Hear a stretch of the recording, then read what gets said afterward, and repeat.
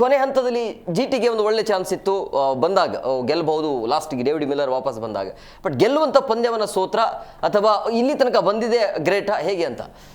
ಈಗೆಲ್ಲ 2-10 ಕೂಡ safe score ಅಲ್ವೇ ಅಲ್ಲ ಅನ್ನೋದು ಇದರಲ್ಲೂ ಕೂಡ ಗೊತ್ತಾಗುತ್ತೆ. ನೋಡಿ, IPL ಇತಿಹಾಸದಲ್ಲಿ ಕೆಲವೊಂದು ರಣರೋಚಕ ಪಂದ್ಯಗಳು ನೆನಪಲ್ಲಿ ಉಳಿತವೆ. IPL RCB ವರ್ಸಸ್ CSK ಆಗಿರ್ಬೋದು, ಆಮೇಲೆ ಪಂಜಾಬ್ ವರ್ಸಸ್ RCB ಆಗಿರ್ಬೋದು. ಕೆಲವೊಂದು ಪಂದ್ಯಗಳು ಏನಿದಾವಲ್ಲ ಅವು ನೆನಪಿನಲ್ಲಿ ಉಳಿತವೆ. ಅಂಥದ್ದೇ ನೆನಪಿನಲ್ಲಿ ಉಳಿಯುವಂಥ ಒಂದು ಪಂದ್ಯ ನಿನ್ನೆದು. ಒಂದೇನು ಅಂತಂದರೆ, ನೀವು ಹೇಳ್ದಂಗೆ ಇದು ಗೆಲ್ಲುವಂಥ ಮ್ಯಾಚ್ ಆಗಿರಲಿಲ್ಲ. ಒಂದು ಸ್ವಲ್ಪ ಕೊನೆಗೆ ಬಂದರು, ಗೆಲ್ಸೋಪಟ್ಟರು, ಆಮೇಲೆ ಗೆಲ್ಸಕ್ಕೆ ಆಗಲಿಲ್ಲ ಅನ್ನೋದು ಒಂದಿದೆ ಖಂಡಿತವಾಗ್ಲು. ಯಾಕಂದರೆ ಈ ಪಂದ್ಯವನ್ನು ಕೊನೆ ಓವರಿಗೆ, ಕೊನೆ ಬಾಲಿಗೆ ತೆಗೆದುಕೊಂಡು ಹೋಗಿದ್ದೆ David Miller.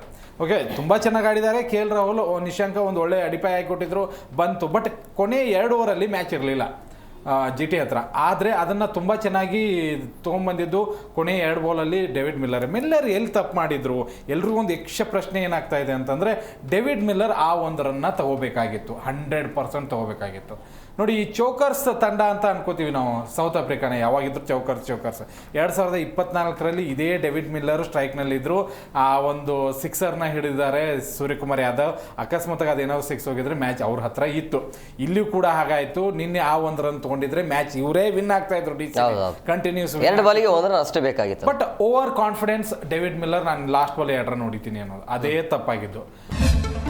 G Kannada news premier ಲೀಗ್ಗೆ ನೋಂದಾಯಿಸಲು ಈಗಲೇ ಸಂಪರ್ಕಿಸಿ 9711881960. ಜಿ ಕನ್ನಡ ನ್ಯೂಸ್ ಪ್ರೀಮಿಯರ್ ಲೀಗ್ನಲ್ಲಿ ಫ್ರಾಂಚೈಸಿ ಆಗಲು ಈಗಲೇ ಸಂಪರ್ಕಿಸಿ 9711881959.